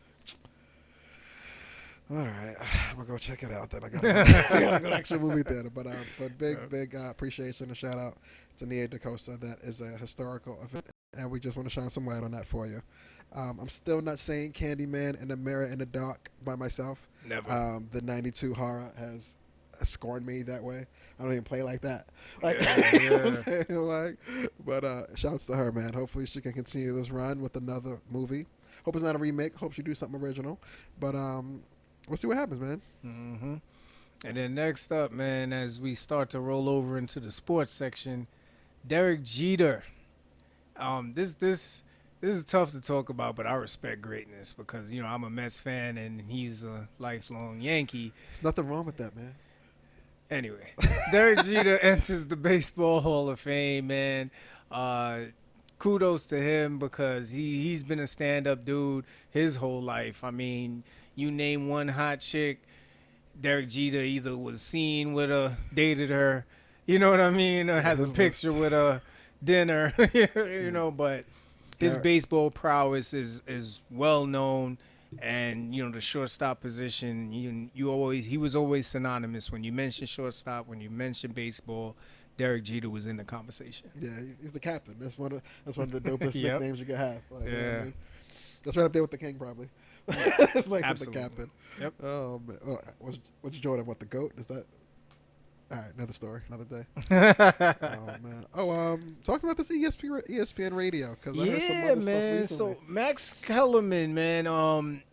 Feel whatever way you want about Max Kellerman. A lot of people always criticize when you specialize in a certain type of sport and then cross over. So Max Kellerman, you know, was bred in boxing as an analyst. He was on was it Showtime or HBO? Showtime. Showtime, right? And what a lot of people don't know about Max Kellerman was he used to rap. Rap what? He used to rap. Not gifts. Like rap bars. Rap. I He did was not, a I rapper. did not know that. Max Kellerman got bars. Look it up on YouTube. Fuck outta Max here. Kellerman got bars. I studied this man because I remember the day he really criticized Floyd Mayweather and Floyd went at him. So I didn't want to get mad at anybody until I do my research, right? And the brother has a really extensive history. It's actually pretty cool. But he was always very critical and, you know, he was always a lifelong Tom Brady hater, always talking about the cliff. Yeah. Meanwhile, Brady has 7 championships going for number 8. Yep. I mean, it's ridiculous, right? By the way, yeah. But unfortunately, man, he had to say farewell the first take. We remember Skip Bayless left a long time ago, and he took Skip's place when Skip went over to start his own show with Shannon Sharp. And now it seems like Max Kellerman is now stepping down to take a bigger role with ESPN Radio. He already had his own show, which was generating a real buzz with ratings because the more controversial you are, the more people want to tune in and tell you you are full of shit. You don't know what you're talking about. Da-da-da-da-da. That's what brings ratings. And that's what he was bringing to his radio show. So ESPN decided, you know what? Let's have you cross over to the radio section. Really, you know what I mean? Have you focus here. Now, that's just my opinion, people. I'm not saying that's a credible reason. There could be another reason to this. But I'm going to go with the most positive because I really like what Max Kellerman brought to the table. Like I did see something not so long ago where Stephen A. had a small conversation with I believe Hot 97, And they kind of just got down to it, as far as it's like, hey, rumors are like you didn't want him on the show. What's your thoughts? He's like, listen, I'm interested about. No, I didn't want him on the show anymore. And when he said, it, I was like, oh shit, I didn't think you was a whole professional. Would even say that out loud? You know what I mean? But he just said, like he's a great guy. I appreciate all he's done for the show over the last 5 years. Been number one since we both joined forces. But I guess with any relationship, after a while, it starts to get stale, and not just stale behind the scenes, but when it's still behind the scenes, it starts to show on camera. And then with that happening, he just felt like it might be best at this point for them to just, go their own separate ways, go build new things, and find new audiences. Because the one that they have, and with the click and connection that they were starting to, I guess, get away from, it was starting to affect the show. So he felt it'd be best to split ways.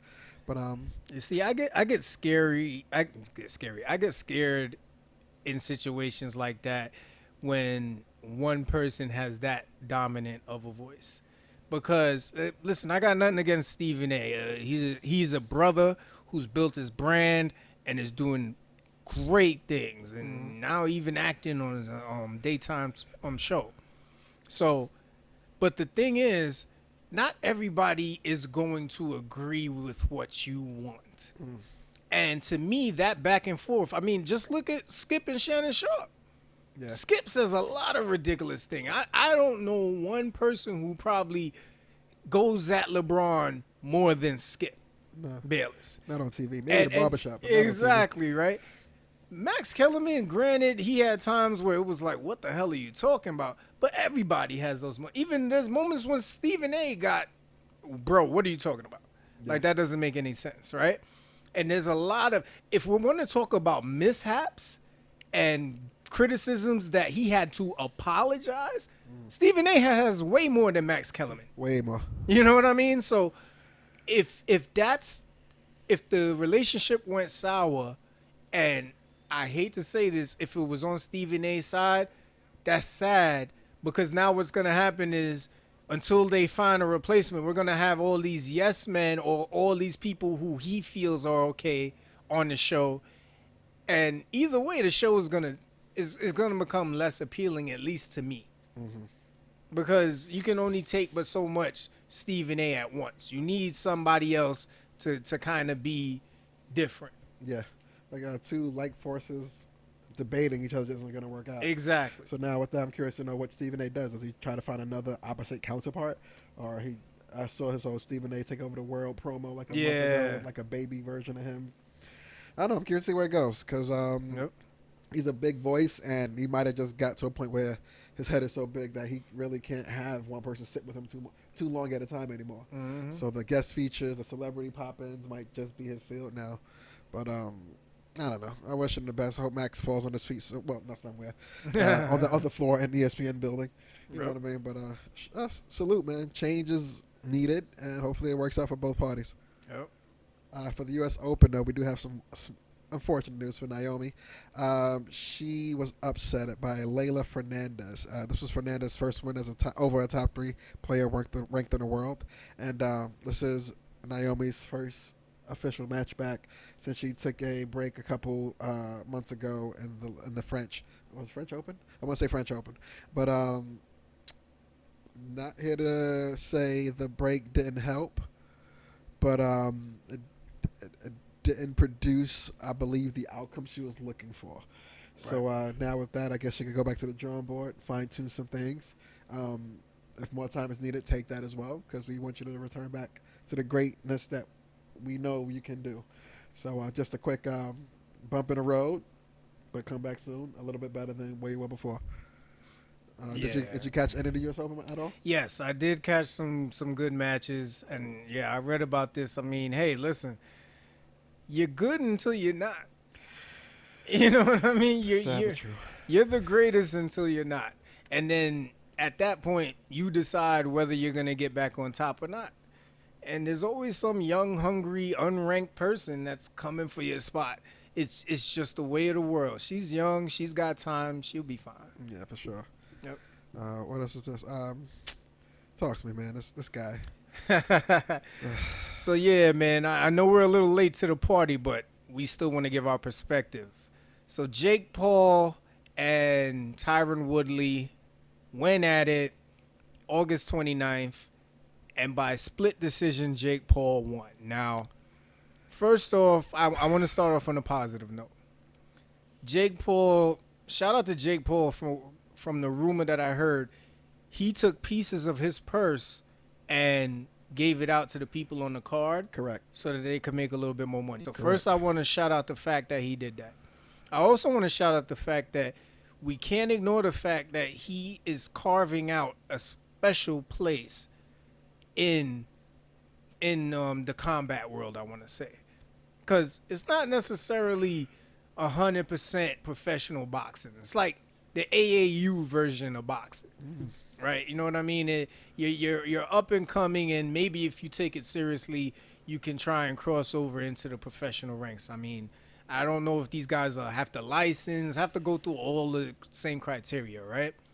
So, but I do want to recognize the fact that he is taking this space to another level where the endorsements and the payouts may get better than what boxing can provide, because it's really just about if he believes that you make good on the card, or even as opponent, if he wants to fight you. It's damn near, on the verge of what Floyd was doing. Yeah. You know what I mean? Trailblazing. So let's get to the fight. I know a lot of people said, oh, it was bullshit. Tyron Woodley looked like he won. Then there's some people who said, well, Jake controlled the fight. Tyron wasn't busy enough. I didn't watch the fight, but from the highlights that I saw, what I did see was Jake Paul did not look bad. And if you think about it, when you're going up against a professional fighter, that's enough to win. Yeah. You know what I mean? For sure. When you're going up against a former middleweight champion in the UFC, not boxing, in the UFC, the most gruesome combat sport known to man, other than gladiators back in, you know what I mean? When you can stay in a match, not get knocked out, that's a win. And we talked about it. I was like, Tyron Woodley has to knock this dude out. Yeah. He has to put him on the mat where he can't get up. If he does not do that, he's going to lose. Yeah, man, that he did. Neither did I personally, as far as watching the fight. Yeah. But I was seeing the cocky box numbers at the end. I was just like, damn, he kind of outfought him. He hit more. He had a better percentage. I was just like, statistically, Woodley did lose the fight. Yeah. Just on count alone. Even if you didn't see it, you just analyze the numbers. You know what I mean? Like, as far as that were no knockdowns. But it was just weird. I was funny. I was like, nah. In my head, I was just like, I ain't spending $50 to watch this fight. Woodley gonna win. I just Everybody brushed it off. that I just shit. assumed. Now I wish I put $100 on Jake Paul. Like, you know what I'm saying? I could have made a couple dollars. But so what happens with Woodley now? Honestly, and the internet is undefeated. He has not been the same since he lost to Usman. We talked about this before the fight. Yeah. Kamaru Usman, if y'all got a chance, go back and watch Usman versus Woodley. This was when Woodley was the champ in the UFC. Kamaru Usman surgically took Tyron Woodley apart. Yeah. Surgically for 5 rounds, people. UFC is 5 rounds, 3 minutes a round. Have you ever tried to stay active for 5 whole, 5 whole rounds at, what is it? Is it 3 minutes or 5 minutes? I think pending on what they sign on, but it could be either. Yeah, it's 5-minute rounds. Like, a 30-second street fight is a long time. Exactly. Like, have you ever tried to stay active? Like, they have a boxing drill where you have to stay active for a minute. A minute. Just jabbing, cross, you know what I'm saying, hook, all that. That's no fucking joke. That's cardio. And this man, Usman's a wrestler. That's heavier than boxing. You're on the ground. Somebody's on top of you. You're on top of them. You're trying to put them in chokeholds. You're trying not to get put in a chokehold. You're fighting in defense. Kamaru Usman took this man apart and went the distance for 5 rounds. You can tell Woodley was exhausted. He has not been the same. I think he's like 1-3 since that fight. Yeah, some fights shape you after. You know what I mean? And that one was too big for him to bounce back from. But going forward, though, from here on out, I, I guess he could ask for a rematch, but Jake might not even want to see him. I think he already has somebody else in his sights with a bigger person already in mind. So I don't know. Hopefully the purse was good enough to hold him down for a while. Yeah, might be his last fight on any platform. Yeah, man. It doesn't look good for him. It doesn't look good. But over here, unfortunately, we are recording right before Sunday was the kickoff for all the games. So we're gonna give you a full first quarter of the season recap from the October episode. But we were able to see TB12 last week, and was it the Cowboys coming up short, or just Tom Brady being great again? Tom Brady being great again. I keep telling people, you can't bet against the man, bro. You can't give this man time. Ever. You can't give him time. And his face, he's like, all I need is just a little bit of time. I know exactly. He knew what he was going to do before he had the time. He just needed the time. Every time. That's sick. Yeah, if that boy get 8 this year. I don't even know if the rest of the league is doing like at this point, I mean, and they have to study his brain. I'm just gonna put it like that because I'm not, I mean, God forbid when he passes on, they have to put his brain in research. And the thing with Tom, it's not even.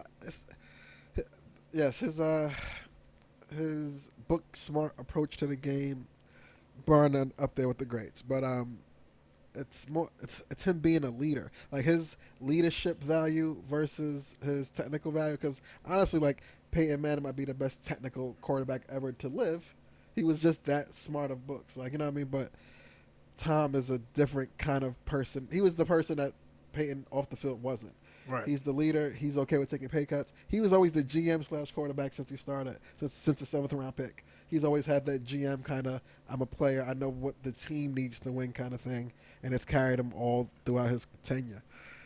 But he's so cool. I don't even want to see his brain, man. He's just, I would want to study it because you got to process a situation.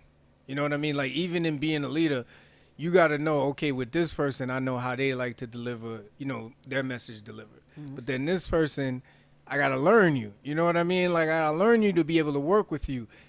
But that takes a special, like, neurons firing in the right place at the right time to process that in real time. Yeah.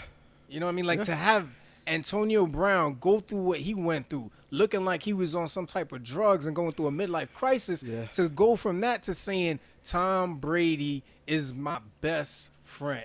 He was the one that really got me to see shit straight. When you got the capability to process a dude like that and get him to see shit straight, that's the next level. Yeah, Bill can't even do that. You know what I mean? That's next level. What else we got here? Hell yeah. But the Cowboys did their thing. We're not just gonna slide past the. Zach had a hell of a game. Hell yeah! Like the good thing they can hang on is the NFC East is still theirs. From what I see, I mean, I don't see the Eagles being better than them or the Redskins. I love my Giants, but we're still trying to figure shit out. Giants. I don't see anybody in the NFC East really being better than them. So as long as they only lose to Tom Brady, they got a shot. It'll be all right. That's funny. Oh, as far as not fake staying with Tom Brady, but his old stomping grounds with the Patriots, like Cam left. Yeah. He's still unemployed? Yeah. Was this more his decision or was that more their decision? That's tough. Honestly, for me, I hope it wasn't his decision because I don't see Cam unless he had reasoning, which I still wouldn't understand. I don't see Cam saying, nah, I'd rather leave. I can see him saying it, though. Really? He has like a very eccentric personality where if something was said wrong to him behind closed doors, he'll blow this whole shit up. He's like, so who you talking to? That's a scary dude. I'm out of here. Oh, Cam Newton. You know what I'm saying? Like, he's been great, but he never was able to get over that hump. And Not that he has a chip on his shoulder, but he has a chip on his shoulder because he still feels he's the greatest. He still feels he's the starter, which he may be. They had the capabilities to do so. But whether an organization is going to trust you at this point in your career, though, that's a whole nother pill to swallow. Yeah, Cam might want to cross over into coaching. Yeah. You know what I mean? Like, it may not be his fault anymore. It may just be like the game ain't for him no more. It's time to pass on what you know to some, which is why I felt like him being a backup to Mac Jones made sense. Because Mac Jones has the tools. Yes. You know what I mean? Sure. And Cam has the experience to really be a great mentor to him. So even if Cam said, I'm out, it's like, dude, you could have at least stayed there. I mean, he took a pay, or he got waived, right? So he had to get like a buyout or something. Yeah, I think they still might own like $3 million, something like that, somehow, some way. Yeah. So I don't know. only thing I hope didn't happen was they named Cam. I mean, they let Cam know that he won't be the starter. Mm-hmm. We don't want you to be more of a leader behind the scene kind of role, and maybe he was not willing to accept that. Like he had like a Carmelo kind of vibe. So I'm like, excuse me, you know who I am? I'm out.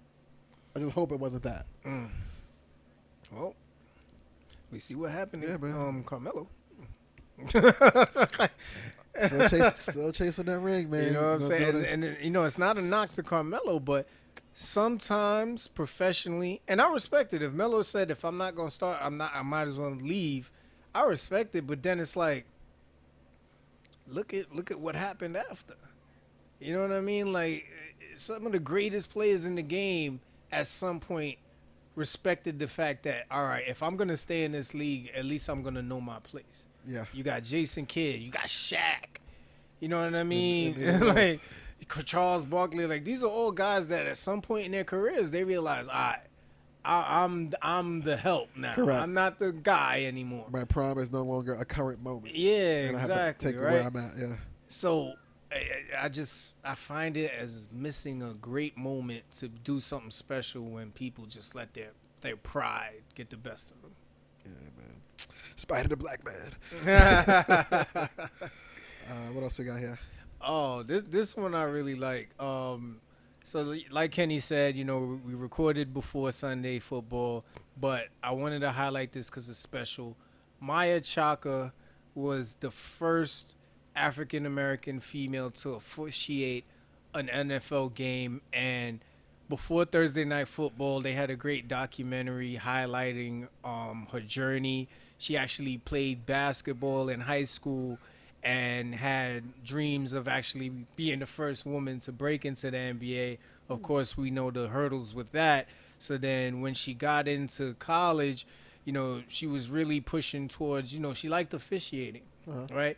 And she actually has a program where she has students, like male, female, just really helping them achieve their goals. And when they talked about her actually getting the chance to do this, like, you could see the passion in like her students and her mentors of seeing her go from just really wanting to, achieve her goals to now achieving her goal and doing this. And, just big shout outs to her, the first female African American to officiate an NFL game, man. Well, kudos and congrats. That's what's up.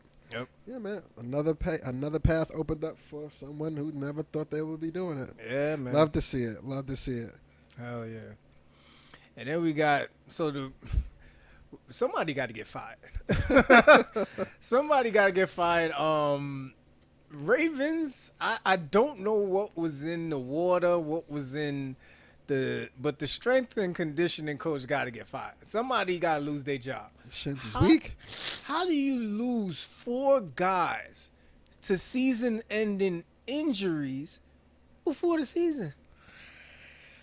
It's got to be the grass, man. It's got to be the field. And we ain't talking about the grass. You thinking about grass. We ain't talking about that Shikari stuff. We talking about the stuff they play on every day. That's the only way I could see what they all would have in common. Then the groundskeeper got to get fired. Yeah, he got to go. We need a new. Somebody got to get fired. We need a whole new texture down here because what we have is not it. Like, that's the weirdest thing. I don't think anyone is deliberately setting them up for these failures, but it just sucks. Like, how do you build a team when nobody can stand on the weak shins. Like, do we start looking at the load management? Like, Don't you know what I'm not saying? get Like, Kawhi in this, man. I don't know. like Unfortunate luck. Unfortunately. 4 guys, bro. Like, do we got to start doing X-rays before the season starts just to see, like, hey man, your ligament look good? Hey, they passed all the evaluations before it happened. Hopefully they can get paid while they're injured. Hopefully they all got speedy recoveries. They can return next season and be better than what they were. I just hope it wasn't a contract year for none of these guys because that always hurts. I mean, for Gus Edwards and who's the other guy, Justice Hill, maybe, because I think J.K. Dobbins is good. And Marcus Peters, he's good. But Justice Hill and Gus Edwards, this could have been like some serious extensions if they do good. And when J.K. Dobbins went down, it's like, all right. My time. You know what I mean? Like Justice Hill was ready, but then Justice Hill goes down. So now Gus Edwards like, damn, it's my time. You know what I'm saying? He goes down. Now, if I'm the guy coming up from the practice squad right now, I'm like, I don't know, man. Something in the water. You know what I mean? What you're putting in your Gatorade for the quarterbacks meetings, but I'm good. You know what I'm saying? Like, when it's time to do high knees, like, I don't know what to do right now. Like, do you just sit him and say, like, I want you to walk through drills? Like, don't even run, just walk. We just want you watching video for all week. Yeah, man. That's crazy. Man, that sucks. Well, over the NBA, this little thing here. I don't know if you guys remember Lamarcus Aldridge. Oh yeah, he retired earlier this year due to heart concerns. Honestly, a 7-time all-time forward with the Spurs. Unable to get a chip though when he was there, but everyone understood it was a health issue, and we all understood that health is more important than the game. You know what I'm saying? So take care of yourself, do what you got to do. But seems the Nets were able to pull him out of retirement and give him a 1 year, $2.5 million deal. Is he ring chasing, or he just think he had an itch and he missed the game more than ever? Well, he got clearance. So when he went out, of course, he went out because of the issue, but his doctor gave him clearance and said he can go back to playing. So naturally, you had a relationship. The Nets is who he was with when he retired. So he's going back there, and it's the ideal situation to be. I mean, look at it, right? Y'all done got a lot better. Yeah, like he sees what they did with Blake Griffin, so he's like, shit, if you could do that with Blake, I just got a heart condition. I might just have a chance. Yeah, you know what I mean? So it's great for Lamarcus. I mean, Lamarcus's greatest years were in Portland, and when Damian came into the league, we had really hoped that, like, all right, now you got your guy. Like, I think before him, they were really trying to figure shit out with Brandon Roy, but Brandon Roy couldn't stay healthy. Nope. His knees kept giving out. It was terrible. So now finally, you know what I'm saying, Damian comes and, it was just, I don't know if the relationship went sour or Lamar was slowing down, because Lamar was a post player. Yep. He wasn't a three-point shooter, so Damian will have to slow the game down to get the ball to him in the post so he can do what he got to do. So he's an old school dude. Yeah, it'll be interesting to see if he reshapes his game, because we see the Nets they're running gun. Yeah, and they're looking to be contenders, so they're gonna use every piece of that puzzle. Right. Absolutely, man. That's what's up. But you got anything going on before the? Oh yeah, first? Man. A late birthday to my mother-in-law. Her birthday was on the 13th. Little man is turning 9. Where does the time go? Yes, little man is turning 9, man. So just excited about that. Looking forward to cutting the cake with him and watching him grow up, man. Watching all these kids grow up is amazing, but when it's your creation, it hits different. It's a lot different. It's a lot different. It's a lot different, man. So I was wiping shit off my fingers. Now look at you. Yeah. We're having conversations now that I never thought we'd have, and it's deeper, because if you've been following us for a while, we've talked about autism, and my son has mild autism. So to be at the point now where we could be talking about what he wants to be when he grows up, how he feels about what's going on in the world. It's intense. That's what's up. It's seriously intense. And my wife's birthday, you know what I mean? That's coming up. You're going to be broke this month. Yeah. Okay. Yeah, every year. Every year. That's why in August I try to lay low, but Christina wanted to get married. You know what I mean? So that just threw my whole game off with saving in August. Mm-hmm. But it's all good, man. It's all for the family, and this is what you work for, man. To see them have a good time and smile. That's it, man. That's what's up. Me personally, for the first, I might just try to squeeze in an apple picking day with the kids on one of these weekends. Might see if I can slide some side of donuts for the fall. You know what I'm saying? Outside of that, just work, man. Nothing crazy. Making sure the kids was adjusted over the last 2 weeks. Make sure they ain't got no old enemies from pre-remote situations. So, yo, man, such and such got big, man. They ain't talking, they talking that shit. So, gotta get their parents. All right, you know what I mean? But hopefully the routine is fully in order for both school and work and everybody. Mm-hmm. But just hopefully the summer can stick around a little bit longer, and we ain't gotta reach for the hoodie as quick as we need to. I agree, and it's funny you mentioned that because I was even talking about that with somebody. Like, imagine like during remote, like there was that one kid talking shit.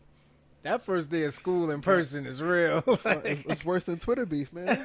It's like, that's you? Mm-hmm. You don't want that smoke when you stuck somewhere for 6 hours. Yeah, you can't go on. You can't log off now, homie. Nah, you can't. You're in front of me.